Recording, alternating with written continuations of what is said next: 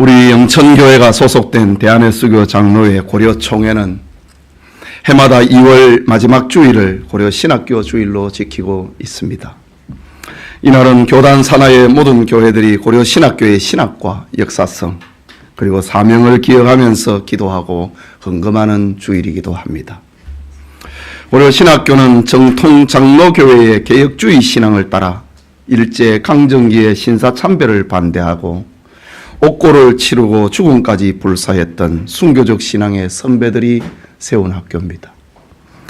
8.15 광복을 맞이하여서 추록한 후에 세운 학교입니다. 신구약 성경 66권을 절대적 신앙과 생활의 표준으로 삼고 목회자와 선교사를 양성하는 신학교입니다. 오늘 고려신학교 주일을 맞이하면서 성경시대와 교회사 시대 그리고 한국교회 역사에 나타난 신학교를 살펴보므로 신학교의 중요성과 사명을 생각하는 시간 갖기를 원합니다. 오랜만에 본문을 강의하는 설교보다는 신구약 성경과 교회사 시대에 나타난 신학교를 살펴보는 제목 설교다라고 이름을 붙일 수 있습니다. 먼저 성경시대에 나타난 신학교입니다. 구약시대의 이스라엘 백성을 위한 영적 지도자를 길러내는 조직적인 학교가 성경에 등장합니다. 이것을 가리켜 선지자의 무리 그리고 선지자 신학교, 선지자 학교라고 명명되었습니다. 기록상 선지자 학교가 처음 등장한 때는 이스라엘의 마지막 사사였던 사무엘 시대였습니다. 사무엘은 체계적인 영적 지도자를 양성하기 위하여서 베델과 길갈 그리고 미스바에 순회하면서 하나님의 말씀을 가르친 것으로 사무엘상 7장에 기록되어 있습니다. 또한 사람들이 라마에 있는 사무엘의 집으로 직접 찾아와서 함께 제사를 드리고 신앙 상담을 한 적이 있습니다. 당시의 상황을 기록을 한 사무엘상 10장 5절과 10절에는 선지자들의 무리가 사무엘을 따랐다라고 합니다.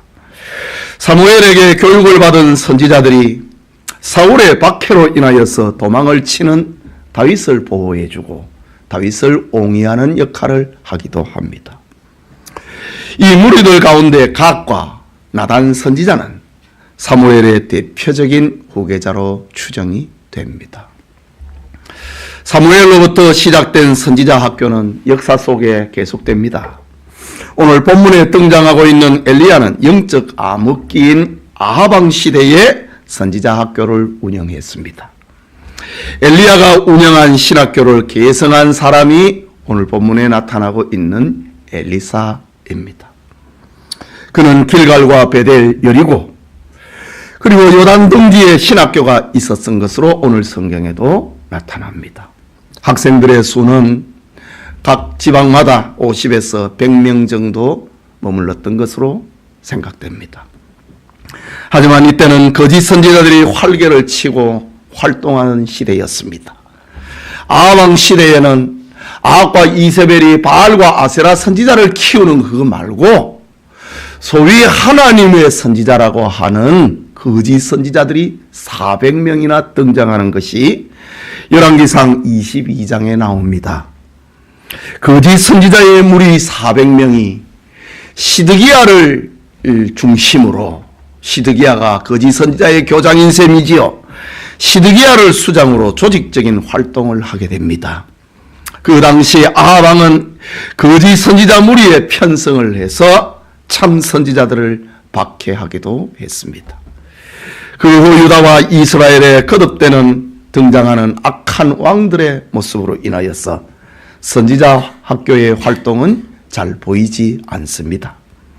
그러다가 바벨론 포로 시기에 일어난 유대인의 회당은 사실상 신학교의 역할을 하게 됩니다. 회당은 교회였고 학교였습니다. 회당은 타가서였고 유치원이었고 유대인들의 생활의 중심지가 되었고 때로는 법정의 역할도 했습니다.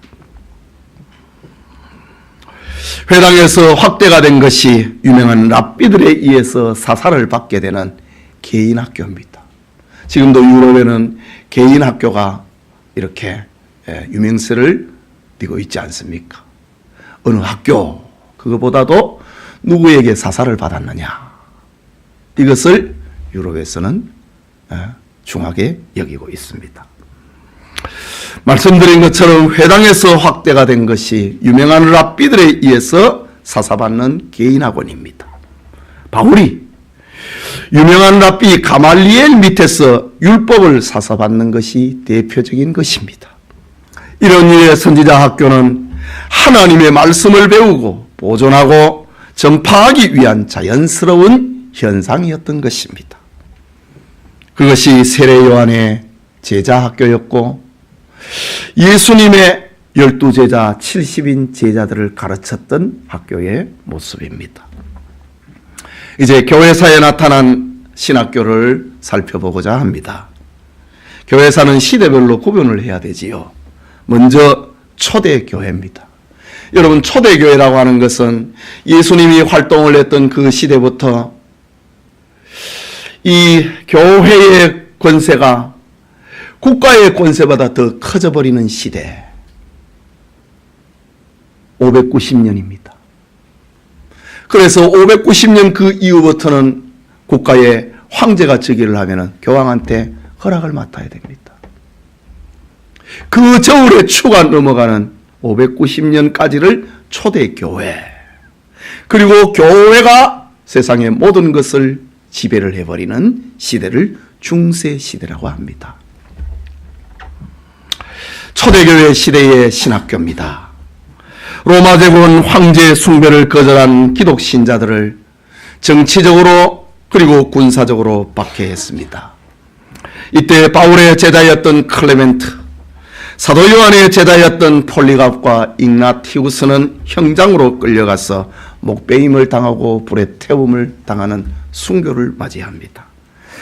그런데 외부적인 핍박뿐만 아니라 내적으로 교회를 어지럽히는 이단들이 등장을 합니다. 이때 교회 안에는 자연스럽게 바른 복음을 수호하고 변호해야 될 그런 필요성을 느끼게 됩니다.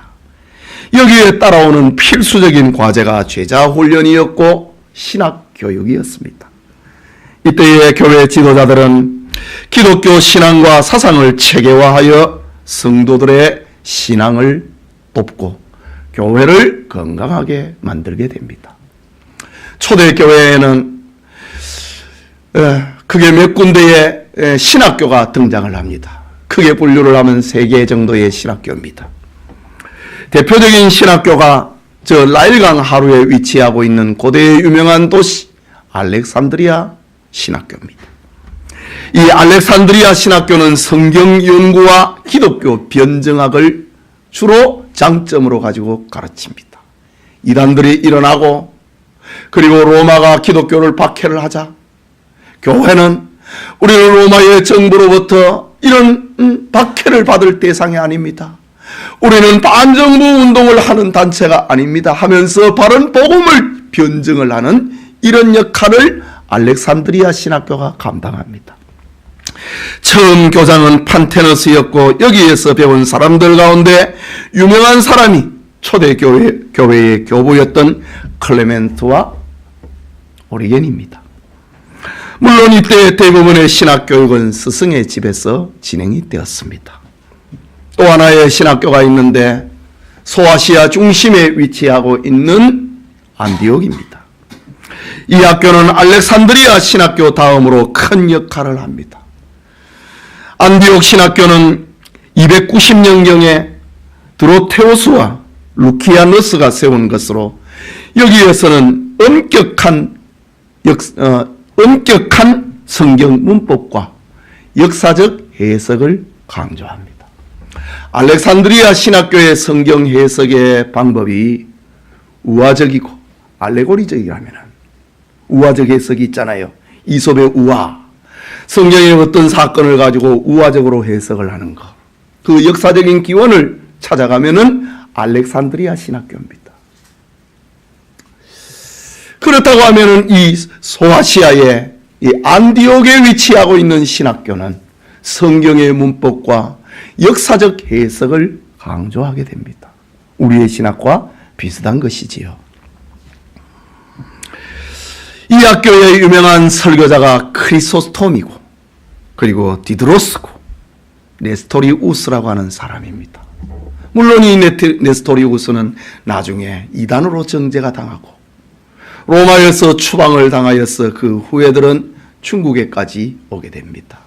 이것을 가리켜 당나라 시대에는 경교라는 이름으로 중국에 들어오게 되는데 이단 교회였습니다.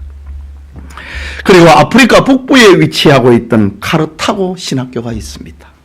카르타고 신학교는 터툴리안이 세운 유명한 학교입니다. 터툴리안은 라틴 신학의 아버지라 불릴 정도로 삼위일체를 비롯한 신학 용어를 무려 982개나 창안해냅니다. 오늘날 우리가 신학교에서 사용하고 있는 신학적인 용어 거의 대부분이 터툴리안이 창안해낸 겁니다. 여러분 성경에 우리 삼위일체를 믿지요? 그러나 성경에 삼위일체라고 하는 단어는 없습니다. 성부, 성자, 성령 하나님을 말씀하고 있지만은 삼위일체라고 하는 단어는 없어요. 이런 신학적인 단어 터툴리안이 창안해낸 겁니다. 그래서 오늘날의 대부분의 신학 용어는 터툴리안이 그 신학교에서 만들어낸 겁니다. 397년에 열린 카르타고 공의회가 있습니다. 이 공의회에서 우리가 지금 현재 사용을 하고 있는 신약 성경 27권 이것만이 정경이다. 신약 성경 27권 외에 다른 문서들은 가경이고 위경이다. 그런 결정을 하는 데가 바로 카르타고입니다.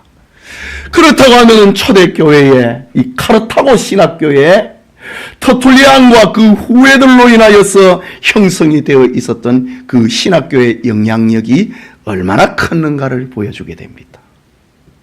구약성경은 AD 90년경에 얌니아 유대인 종교회의에서 결정이 되었지만 우리가 현재 사용을 하고 있는 신약성경 27권은 이 카르타고 종교회의에서 결정이 됩니다.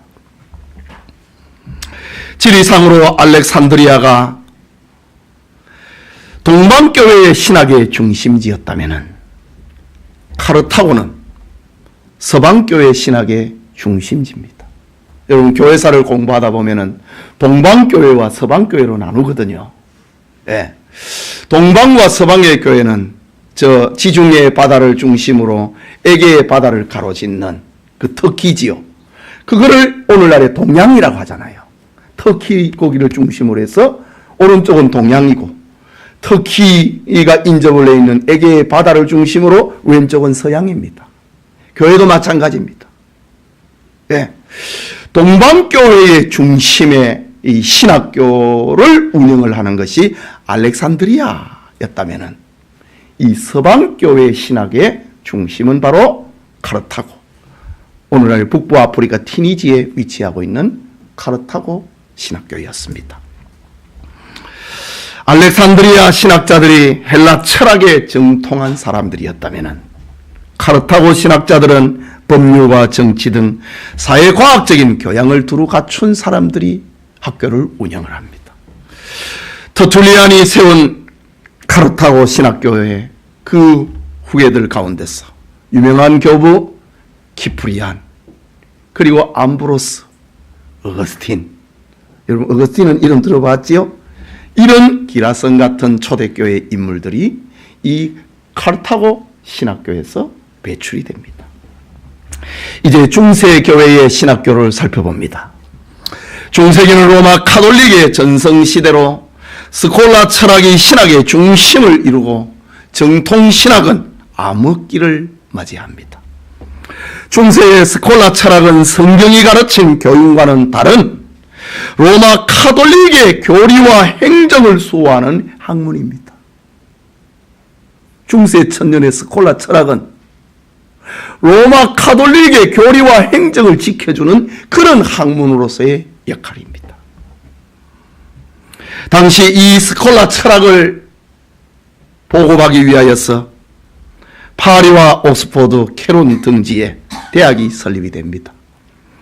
그곳에 신학부가 있어서 중세의 학문 최고관이라고 하는 권위와 영예를 누리게 됩니다. 그렇다고 정통 신학의 암흑기인 중세에 바른 신학이 운동이 없었는가? 아닙니다. 경건한 진리의 종들이 로마 가톨릭의 박해를 피하면서 제자 훈련을 하고 신학 운동을 개성을 합니다. 그것이 대표적인 것이 파리의 프랑스의 왈도파와 위그노파입니다. 가톨릭에 의해서 죽임을 당합니다. 그리고 영국의 위클리프가 옥스포드의 개혁신학교를 세우고 그가 죽은 후에는 라터 월스가 그 신학교를 개성합니다. 그리고 오늘의 체코인 보헤미아의 후수가 신학교육을 하면서 제자들을 양성을 합니다. 후수는 진리운동을 하다가 로마 교황청에 체포가 되어서 재판을 받고 화형을 당하게 됩니다. 그러나 그가 가르쳤던 위그노당과 또 왈도파 또 위클리프의 이 영국의 개혁신학운동 그리고 보헤미아의 후수의 제자들이 계속해서 이 제자들을 키워나가게 됩니다. 이제 종교개혁과 근세교회의 시대의 신학교입니다. 종교개혁은 학문의 자유, 성경해석의 신학운동의 바람을 일으킵니다. 개혁자 칼빈은 제네바의 그의 제자 베자를 비롯한 10여 명의 교수들과 함께 제네바 아카데미를 개교합니다. 이 학교는 개교한 지 5년 동안에 무려 1,300명의 유럽의 학생들을 가르치고 배출합니다. 당시 칼빈의 강의를 들으려고 제네바가 위치하고 있는 스위스는 물론이거니와 프랑스, 독일, 영국, 헝가리, 이태리, 폴란드, 스페인 등지에서 학생들이 몰려왔습니다. 그들은 칼빈의 강의 노트로 모국의 교회로 돌아가서 개혁운동의 길잡이로 삼습니다. 이 학교의 출신들 가운데 요한 낙스는 구라파의 영계의 혜성같이 등장한 사람이라고 해야 할 것입니다. 우리 장로교의 뿌리가 요한 낙스에게 있습니다. 오직 하나님의 영광과 성경의 절대 권위를 강조했던 칼빈의 신학운동은 프랑스의 위그노가 이미 죽었지만 위그노의 그 후손들로 하여금 칼빈의 이 신학, 개혁주의 신학, 칼빈주의 신학을 받아들이게 해서 1552년에 파리 대회에서 프랑스의 위그노파로 하여금 칼빈주의 신조를 채택을 합니다. 개혁주의 신학, 위그노파가 우리가 이것을 받아들인다. 이것을 믿고 이것을 가르친다. 위그노파가 받아들입니다. 네덜란드에서는 칼빈주의자 브라이에 의해서 1561년에 개혁주의 신앙 고백인 벨직 신앙 고백서를 채택합니다. 스코틀랜드에서는 1560년에 칼빈의 제자에 의해서 장로교 신조가 채택이 되어서 장로교 국가가 되어버립니다. 스코틀랜드는요. 영국에서는 39개의 신조를 채택을 하고 청교도 운동의 효시가 됩니다. 독일 남부 지역에서는 1563년 교회사에 유명한 하이델베르그 교리문답을 채택을 하게 됩니다. 스위스에서도 쥐리, 바젤, 베른 등지에서 칼빈주의 신학이 뒤따르게 되는 겁니다. 말하자면은 칼빈을 비롯한 제네바의 이 아카데미는 당시 유럽의 모든 신학계를 개혁주의 신학으로, 칼빈주의 신학으로 돌려놓는 그런 역할을 하게 됩니다. 그래서 스코틀랜드의 개혁자 요한 락스는 제네바 아카데미를 가리켜서 사도시대 이후 가장 완전한 그리스도 학교였다라고 명명을 합니다. 그리스도 이후에 예수님이 가르쳤던, 예수님이 제자들을 가르쳤고 그 제자들이 제자들을 가르쳤던 사도시대 이후에 1500년 만에 가장 완벽한 그런 신학교, 거기가 제네바 아카데미였다 라고 요한 낙스는 칭송을 했습니다. 그래서 로마 카톨릭은 구라파의 여러 도시들 중에 제네바를 가장 두려워했고, 원래는 제네바에 어떤 학생이 배출이 되는가, 그것을 두려워했고, 사람들 중에 칼빈을 가장 두려워했던 것입니다. 뿐만 아니라 영국 국교회의 개혁교회 박해와 신앙의 자유를 찾아 순례했던 청교도들이 세운 미국은 교회 설립이 바로 국가의 건국의 이념이 되었던 것입니다. 여러분, 미국이라고 하는 나라는 교회를 세우기 위해서 세워진 나라입니다. 그래서 지금도 미국의 오래된 큰 교회에서는 학교가 부설로 운영이 되고 있습니다. 이제 마지막으로 한국교회사에 나타난 신학교입니다. 구한말 개화기의 한국은 기독교가 정치와 경제, 교육과 의학 등 모든 분야에 중추적인 역할을 하게 됩니다. 목사님 지금 무슨 말씀을 하시는가? 여러분, 구한말 시대는 우리나라가 대단하지 않았습니다. 우리는 역사 교육을 제대로 배우지를 못했습니다. 그래서 우리나라를 가리켜 젊은 아이들은 해일 조선이다, 지옥 같은 우리나라다, 이런 말을 합니다. 역사를 너무 몰라서 그렇습니다. 구한말 시대에 일본이 그냥 우리나라를 압제한 거 아닙니다. 역사를 잘 못 배웠어요. 조선의 황제였던, 왕이었던 고종은 나라를 지킬 힘이 없었습니다. 나라의 군대를 운영을 못했습니다. 군대가 있어야 되잖아요. 군대를 운영하지 못하고 겨우 궁궐을 지키는 수비대만 운영을 할 정도였습니다. 나라에 돈이 없으니까, 힘이 없으니까. 그래서 고종은 이 임시왕조를 지켜보려고 저 중국의 이용장에게 우리나라를 갖다 바칩니다. 그게 뜻대로 안 되니까 영국에 바칩니다. 러시아에 바칩니다. 그게 아관 파천 아닙니까? 그러다 마지막에 일본에 갖다 바치는 겁니다. 구한말 시대에는요, 우리 조선이라고 하는 이 나라가 어떤 나라가 지배를 한다 할지라도 이것보다는 백성들이 좋을 것이다. 이것이 그 시대의 흐름이었습니다. 물론 을사오적 이완용을 비롯하여서 일본의 앞잡이가 되어버린 사람 나쁩니다. 그러나 여기에 집중되어서 역사를 잊어버리면 안 됩니다. 나라를 지킬 힘이 없었습니다. 고종은 나라는 망해도 이시왕조만 지키기를 원했던 사람이 고종입니다. 이럴 때에 기독교가 들어왔습니다. 1885년에 기독교가 들어옵니다.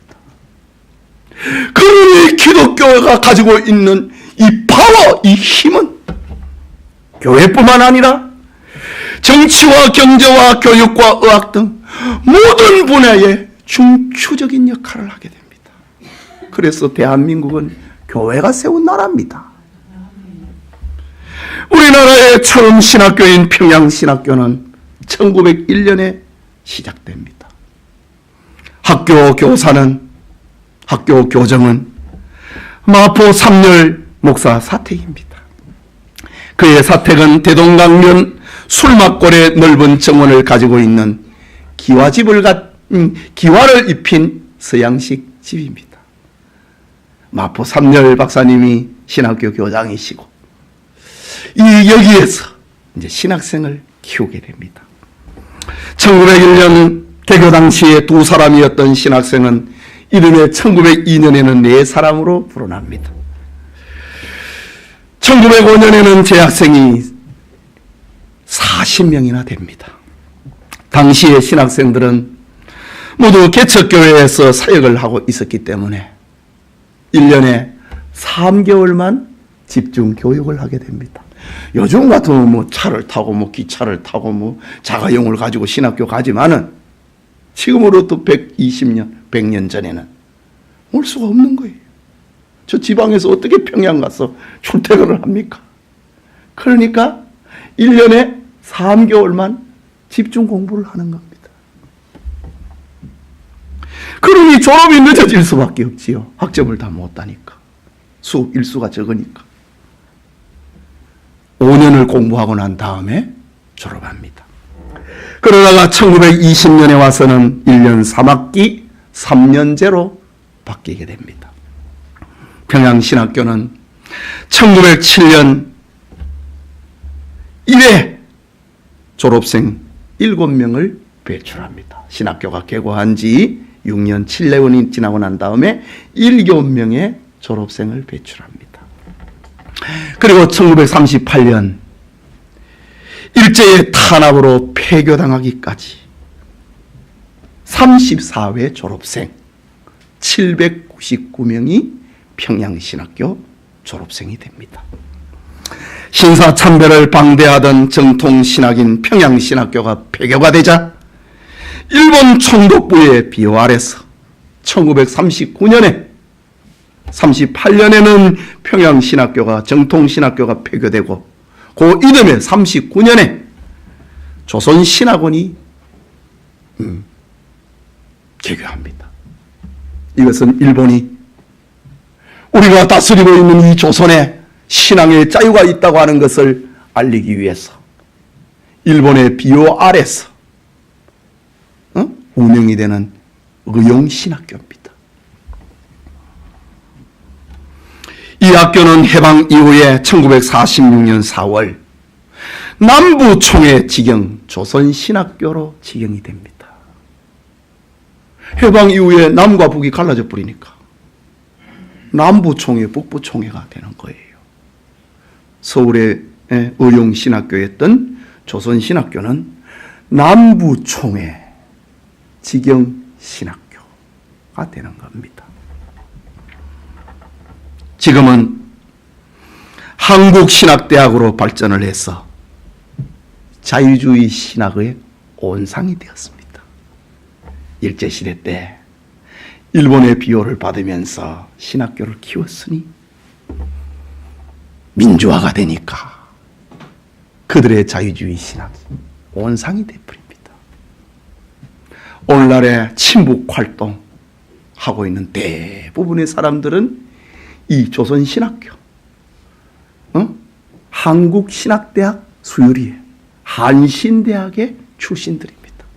김재준, 강원용, 또 뭐 이름을 떼면은 등장을 하는 북한을 그렇게 칭송을 하고 하는 그런 목사들이 대부분 이 신학교 출신입니다. 한편 일제말 진리의 종들은 투옥이 되거나 미국으로 만주로 망명을 떠나게 됩니다. 일제의 탄압으로 인하여서 신사참배를 반대하는 교회는 일제에 의해서 교회 문이 닫혀버립니다.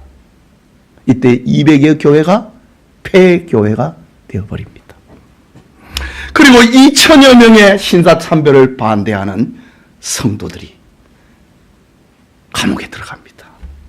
그리고 50여 명의 교역자들이 순교를 당합니다. 하지만 대다수의 종들은 현실과 타협을 해버립니다. 한때 70만 명에 달하던 우리나라의 기독신자들은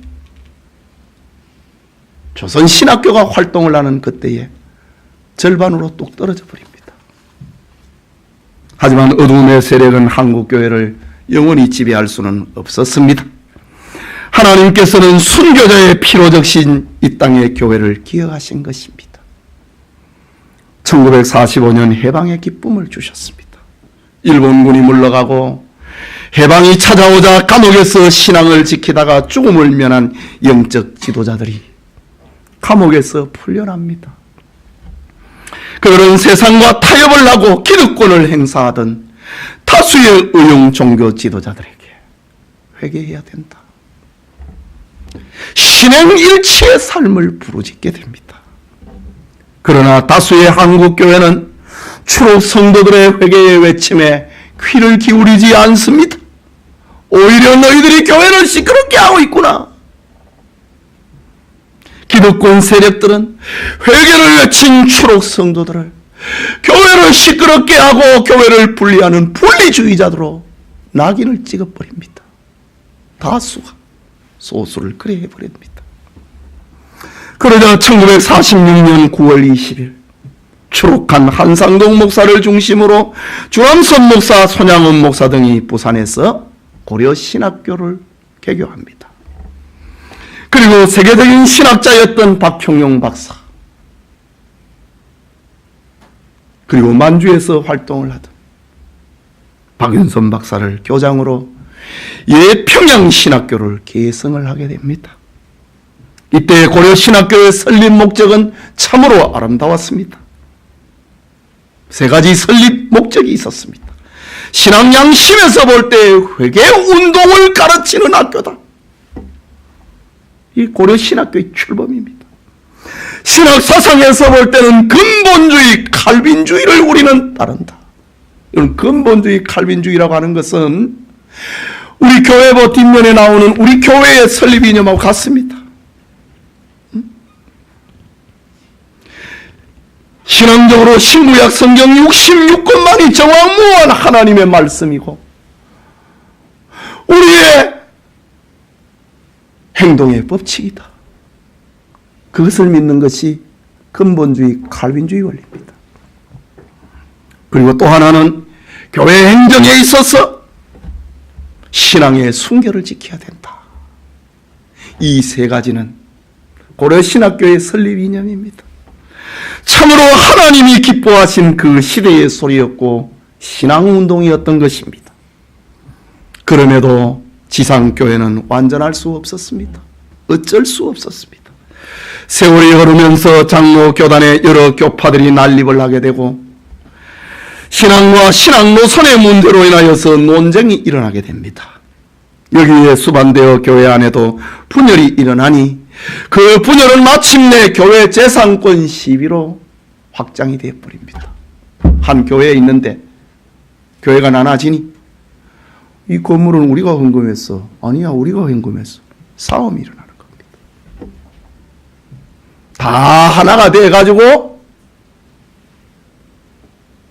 신앙의 노선으로 가버리면 그 교회는 싸움이 안 납니다. 다 하나가 되어가지고 자유의 노선으로 가버린 교회는 싸움이 안 납니다. 그런데 지상교회가 언제나 그렇나요? 반반으로 나누어지고 3분의 1과 3분의 2로 나누어지면 그 교회는 싸움이 일어납니다.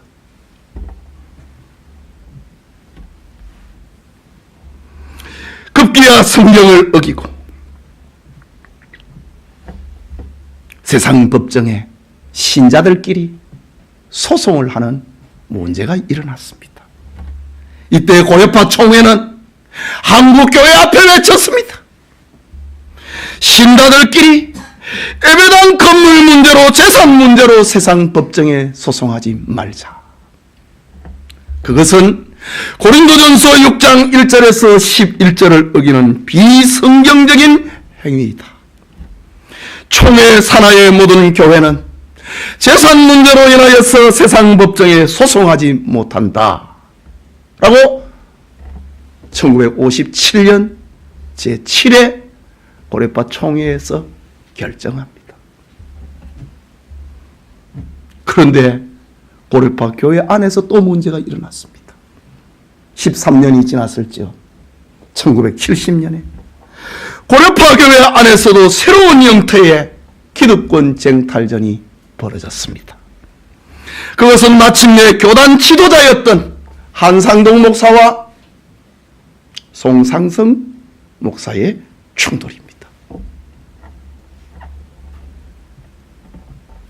그래서 세상 법정에 고소를 하는 이런 지경이 일어났습니다.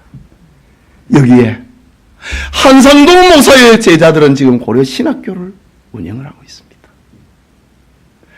고려 신학교의 교수들이 신자와 신장 간에 불신 세상 법정을 소송할 수 있다라는 논문을 만들어 가지고 자기 스승을 옹호를 하게 됩니다. 그리고 지난 총회의 결의와 고려파 정신을 퇴색시켜버리고 맙니다. 이런 결정은 고려파 교회의 분열을 초래하는 아픔으로 다가왔고 1975년 서울에 고려신학교를 복교하고 고려파 정신을 계승을 하는 계기가 되었습니다. 하지만 1975년 이래 40년이 지난 지금 우리를 아프게 하는 일이 또 일어났습니다. 지상교회는 완전하지 못하지요. 그것은 고려파 교회와 신학운동의 중심 역할을 하던 경양교회에 고려신학교 출신이 아닌 후임 목사가 부임한 후에 여러 해 동안 그 이질성을 드러내다가 결국은 고려파 교회와 신학운동을 포기하고 개교회주의로 가버린 것입니다. 이것은 오직 성경과 순교적 신앙을 계승하기로 약속한 한국교회에 실망을 주었고 우리 동역자들에게 큰 아픔을 주었습니다. 하지만 고려 총회는 성경의 교훈과 순결한 고려파 정신을 되살리기 위하여서 서울 갈보리 교회 교육관에 임시 학사를 정하고 고려 신학교를 계승하기로 한 것입니다. 반기독적이고 반교회적인 종말 시대에 하나님의 소리를 간직을 하고 외치기로 다짐한 것입니다. 현재 계약을 앞에 두고 있는 고려신학교는 본교와 해외 선교지 분교로 운영이 되고 있습니다. 금년에도 내년에도 이들을 통하여서 하나님의 사람들은 배출될 것입니다. 지난 2월에 중국에서 7명의 신학생을 우리가 받았고 졸업을 시켰고 올 3월에는 베트남에 수십 명의 신학생들을 졸업을 시킬 것입니다. 성도 여러분, 본질적으로 신학교 교육은 일반 교육과 구분이 됩니다. 그것은 영의 교육입니다. 그렇기 때문에 신학교육은 언제나 신앙과 성경의 인물을 전문하고 있습니다. 하나님을 바르게 경외함이 신학교육의 목적입니다. 예수 그리스도의 구원과 구원을 얻는 믿음을 알게 함이 신학교육의 내용입니다. 구원의 복음을 땅끝까지 전할 사명자를 양성함이 신학교육의 존재 이유입니다. 그러나 어느 시대나 종교의 탈을 쓴 거짓 교사들 때문에 참교회, 참성도 그리고 참신학교는 세상에서 오해를 받고 있습니다. 그러나 결국에는 복음의 본질은 드러나게 된다. 그것이 성경과 2000년 기독교 역사가 우리에게 들려주고 있는 교훈입니다. 이런 의미에서 고려 신학교는 존재의 의미와 목적이 확실합니다. 때는 찾고 하나님의 나라는 가까워오고 있습니다. 복음의 사명을 먹고 복음의 사명의 옷을 입고 복음의 사명 속에 사는 사람만이 하나님이 주신 이 축복의 대지를 바르게 누리고 있는 사람인 것입니다. 여러분, 고려 신학교는 그리스도와 그의 부활의 권능과 그 고난의 참여함을 알리는 신학교요, 그의 죽으심을 본받아 어찌하든지 죽은 자 가운데서 부활에 이르려고 하는 이 목표를 잃지 않는 신학교입니다. 죽고자 하면 산다. 그걸 간직한 신학교라는 말입니다. 만물이 주에게서 나오고 주로 말미암고 주에게로 돌아감을 확신합니다. 이런 의미에서 고려신학교는 주님에게서 나왔고 주님으로 말미암고 있고 주님에게로 돌아갈 것입니다. 오늘 교단적으로 지키는 고려신학교 주일에 우리 성도들의 가슴에 고려신학교라고 하는 아름다운 공간을 만들 수 있기를 소원합니다. 우리 같이 기도합시다. 여러분, 오늘 오후에는 장학위원회 헌신 예배를 드리지요. 우리 교회에 장학위원회라고 하는 부서가 있습니다. 기관이 있습니다. 이 장학위원회는 하는 일이 두 가지입니다. 하나는 이 고려신학교를 후원한다고 하는 겁니다. 또 하나는 우리 교회에 하나님의 사람을 키워내고 그들에게 장학금을 지불한다고 하는 겁니다. 여러분, 교회의 저 헌금한 봉투에 장학위원회 헌금 봉투 있지요. 여러분 다 참여하십시오. 작지만 모으면 큰 힘이 되지 않습니까? 예. 우리가 이 마지막 시대에 이 일을 해야 됩니다. 우리가 이런 선한 일을 더 잘 감당하기 위해서 신도림에서 유목구로로 하나님이 축복의 산지를 허락하지 않았습니까? 우리 말씀을 생각하고 우리 기도합시다.